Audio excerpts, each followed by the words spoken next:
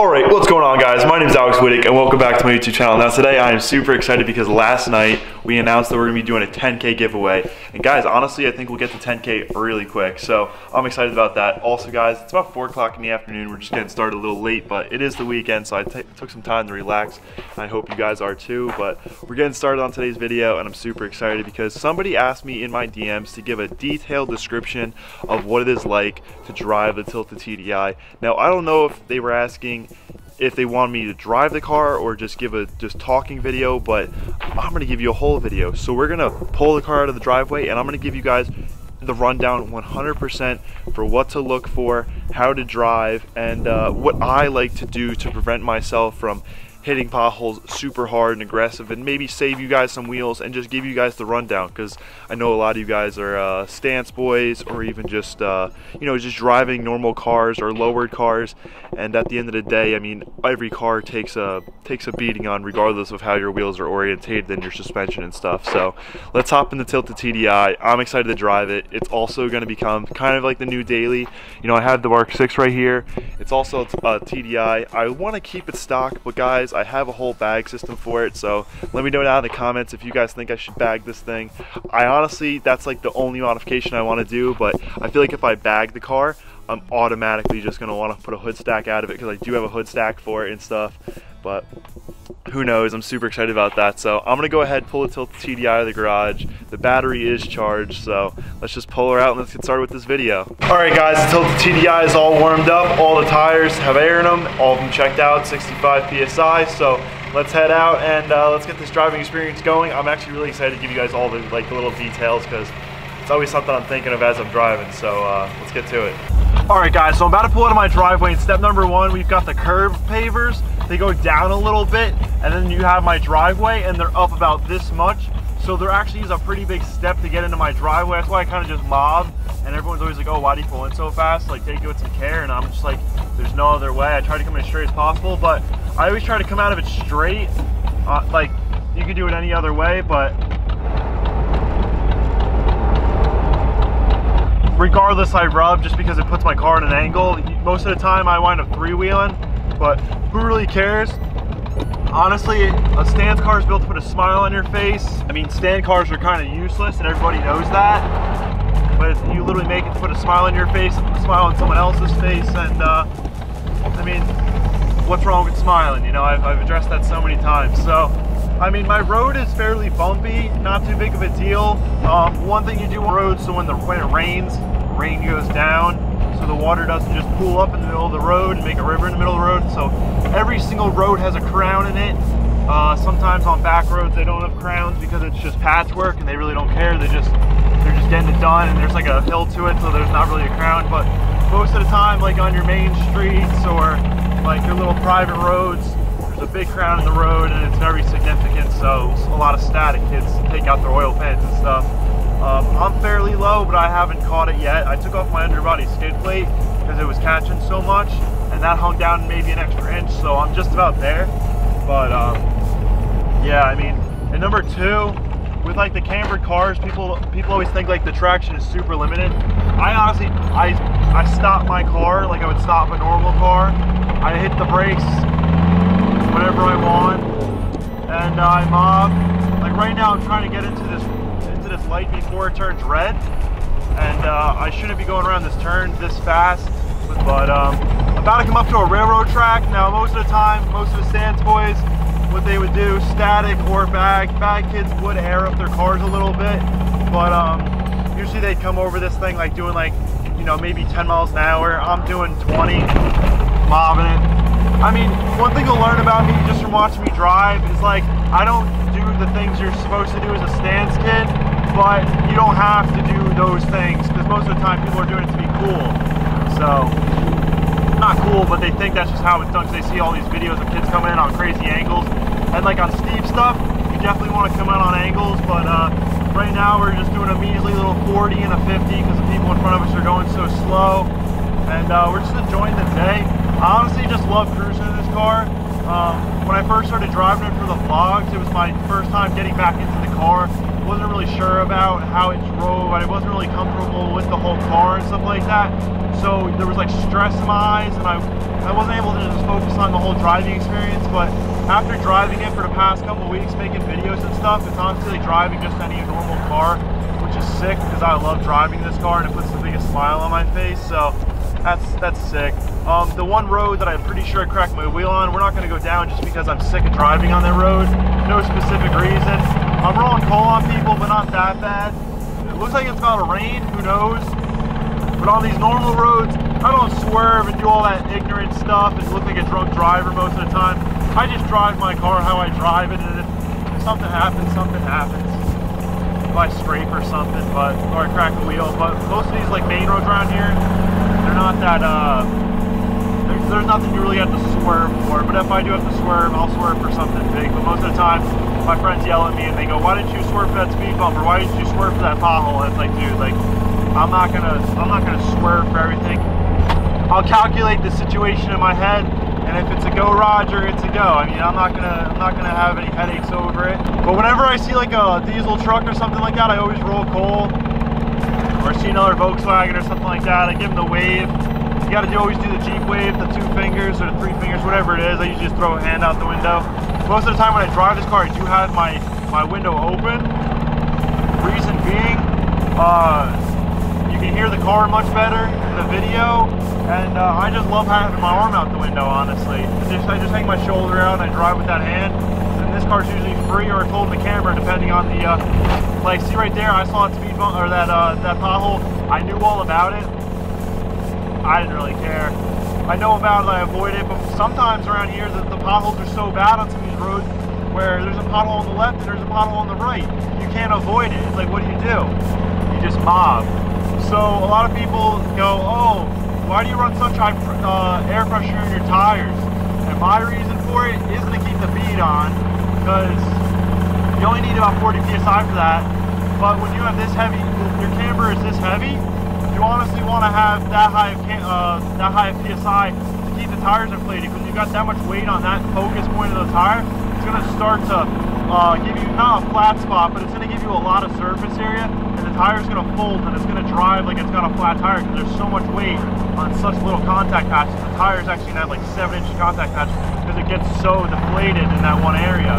So I ride between 60 and 65 PSI. I run 65 PSI in the tires that leak. When I say tires, I mean tire. But I check every single tire before I leave. Anywhere I go, I always have the tire gauge. It's not in my pocket, I thought it was, but it's in the back inside my tool bag. But I always have this car aired up at a good PSI in the tires. So you always want to have, for stretch tires, at least 45 PSI. I run 60 because of the camber, but I believe if you have camber, you should have a higher PSI. And when I see a crowd of people, I love driving this car. So coming around these farmy roads, super windy, not a lot of trees, lots of fields on each side with homes and stuff like that, but I generally take these roads. I believe their speed limit's about 45. I'm doing about 50 right now, only 5 over the speed limit. Like I said the other day in the videos, most of the time I'm driving this car, I'm making videos. I'm not really driving this car at my own leisure, just because I'd much rather, if I'm just driving for myself, I'd much rather drive my daily just for the comfort of mine. But I'll drive this car if I have to. I drove for so long. It's just, when you have camber, you have modifications, it's more things that can go wrong, and you don't want that when you're going to the store or something like that. I tend to take turns on these roads at about 50. I don't really slow down. Right now I'm doing about 47. I don't like to speed and go around these corners super fast and be ignorant and be like, "Oh, my car's invincible." But I do like to remind myself that this car is drivable. It's not undrivable like most people like to say on the internet. A lot of people are like, "Oh, your car's useless" and stuff. I mean, you got to realize, like, I don't have one car. I have 2 cars, about to have 3, and you can call it useless all you want, but when someone has more than one car, I mean, does that useless car really matter? Is it really useless anymore? It's useless in general. It's not the daily, it's the fun car. Well, here we are in the straight. 60.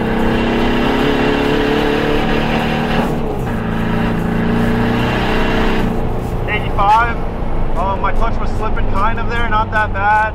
but we're doing about 60 now, coming around a nice, big, sweet, big bed. And so I gotta get the GoPro on the roof or on the hood so you guys can see all the coal, and I can cut the clip into the corner, and you guys can just see that. That's sick. Driving this car, you don't have to really pucker up too much. A lot of people say like, oh, how much you pucker up when you drive, or are you worried all the time? No, man, I'm just living it up with my car. I take these turns, I drive my car like I'm driving any other car, and there's just those little precautions you need to take. Avoid speed bumps, avoid railroad tracks, and avoid them at speed. If you can't avoid them in total, avoid them at speed. Do 5 over, creep over them, have fun. One thing I do advise is to always avoid patchwork with the center of your car. That's of course, but also you want to avoid those big globs of tar that they put in the road for fixing cracks. Those things, when it rains, if you have a bad alignment, low tread on the ground, contact patch, when you hit those actually are super ungrippy, shiny ones. And I'm talking about those, like, they look like just black lines in the road that go every which direction. They're literally just crack fillers. And yeah, I mean, right now I'm coming up to another railroad track. It's sunken into the ground. I'm doing 35 miles an hour, no hands on the wheel. Just basically rubbed a little bit in the back. And yeah, I mean, I'll show you guys how much I'm tucking in the rear. So that's how much I'm tucking in the rear. And that's basically how much it is in the front as well. But it's not as bad because the bags in the front are valved and they're built struts for this much PSI, where the rears are literally just normal Slam Series bags with a lot of PSI and cut mounts.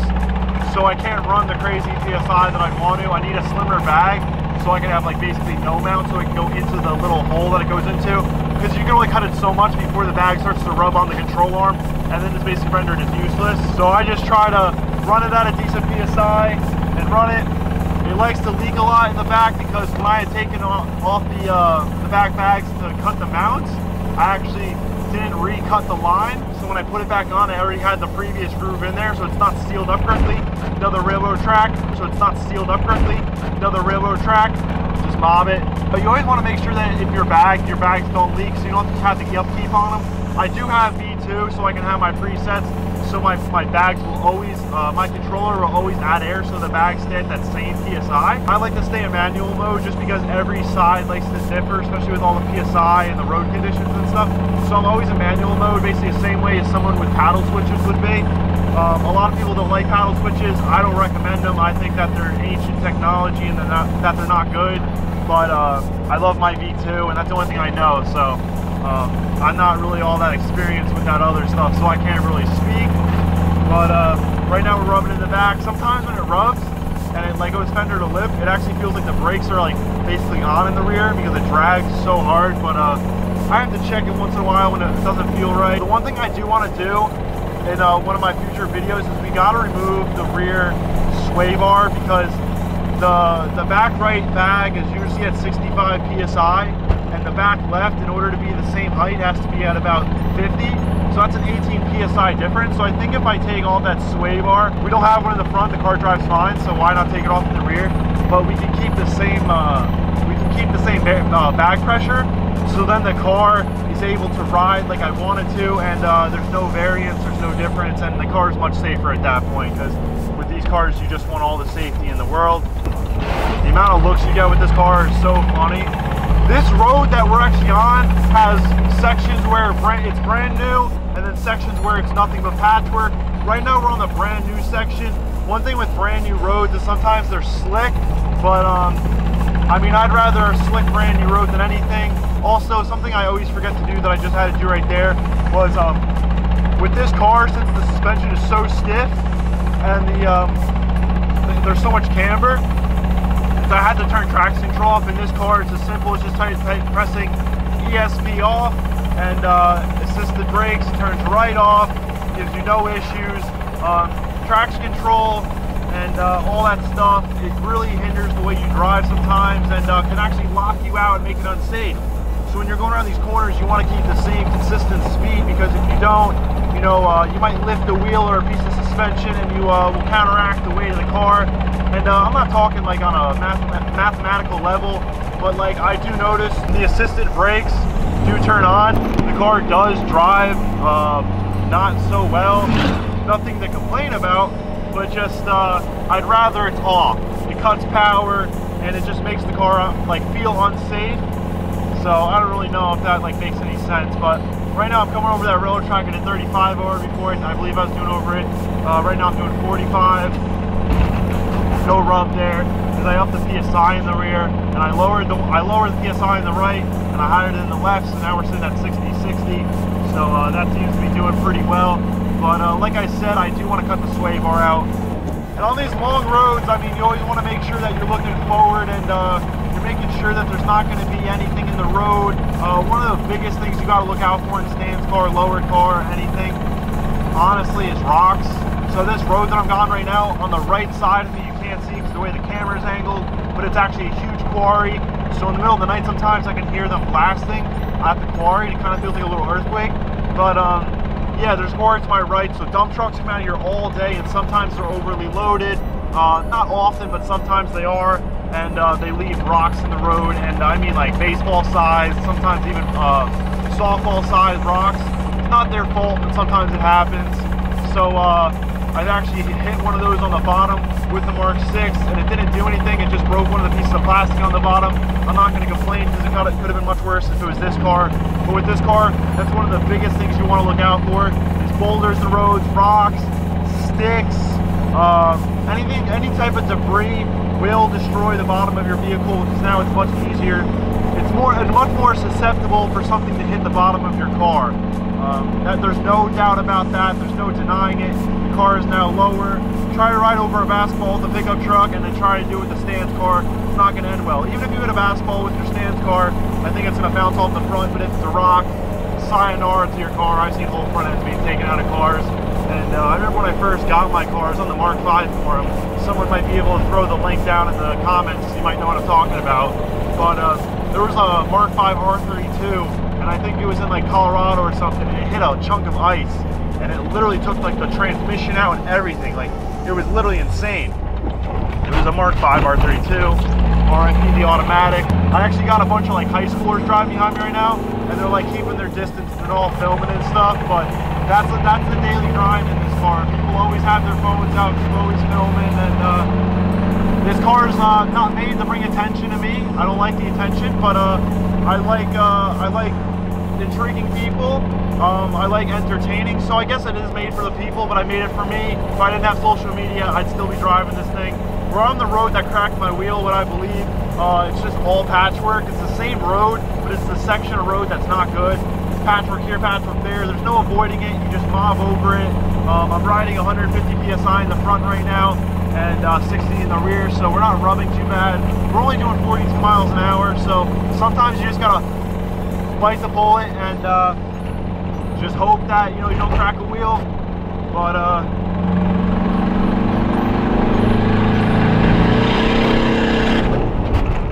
this car is so fast. I don't care what anyone says. Like, it's not like so fast, but for what it is, it drives like this car handles like a 600 horsepower car on 8-inch tires. Just pulling out into traffic. I can't heavily accelerate or else I'll spin the clutch. Here we go.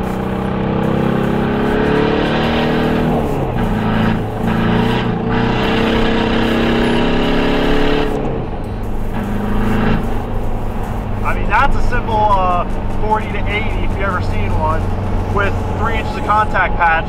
So with this car, the tires don't screech when it slips. That's a big reason why I have no contact patch or no tread in the front, is that this car, even with the bad clutch, since it's limited on traction, it's always spinning the tires, always. And if I got that heavy hit right off the bat, if the clutch didn't spin, it would literally have no tires. So we're about to go over that railroad track doing 40. I'm gonna slow down though, because I don't want to be ignorant. I really don't want to crack my wheel. But I'm about to do a hit up this road.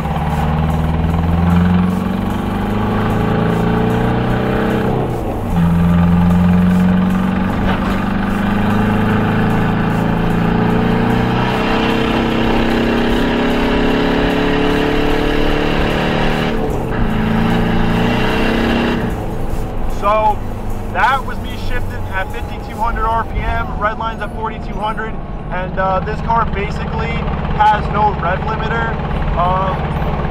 It's not something I planned for, but it's something that we have. It does at some boost variances, it falls on its face. You know, it has like the taper off at about 4,200 RPM in some gears, but it's something I don't really get into boost on because the limited traction, the tight spaces I drive in. So coming through my neighborhood, I'm avoiding the crest. Also, guys, don't be that guy in the neighborhood that intentionally, I'm not telling you how to live your life, but a lot of my neighbors around here honestly don't mind me. They're super nice. We all wave to each other. No one ever gives me any strange looks. Be that neighbor that waves all the time, you know. Like I said, I'm not telling you how to live your life, but just be that guy and nobody will have problems with you. Also, don't blast your music in the middle of the night. I usually come up these hills.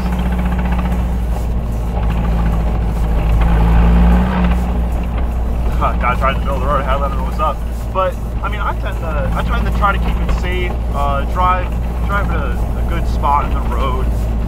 You know, just make all my neighbors happy. But I live on a golf course, so you always want to look out for pedestrians. I don't know how the cities are. Definitely avoid hitting manholes. We don't have those around here in my neighborhood or in my town. I don't live in the city, I live in the hills. But coming up the center of my road, there's actually patchwork. I'll turn the camera around to show you guys. There's this patchwork right here. We actually had the road gave in right there. I'll put my car in first gear. Also, I'm gonna show you guys what it looks like right there. It's a really big lip pulling into my driveway.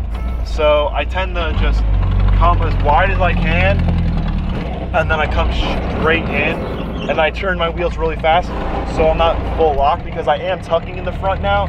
So since I'm tucking, I want to avoid that whole you know, fender getting crunched in by the tire. It truly is a concern. Sorry my face wasn't showing there, but yeah, I mean, you do want to have your tires straight if you are tucking. Like, there's nothing worse than your wheels crunching, but also most of the time the Ackerman will keep you from even doing that. Your tire really shouldn't hit just due to the Ackerman. All right, guys, before I pull the car into the garage, just want to give you guys a couple coal rolls.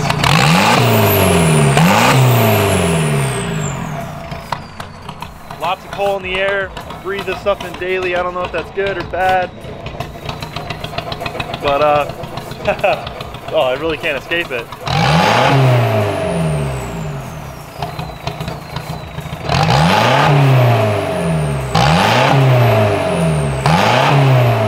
That's how you roll coal.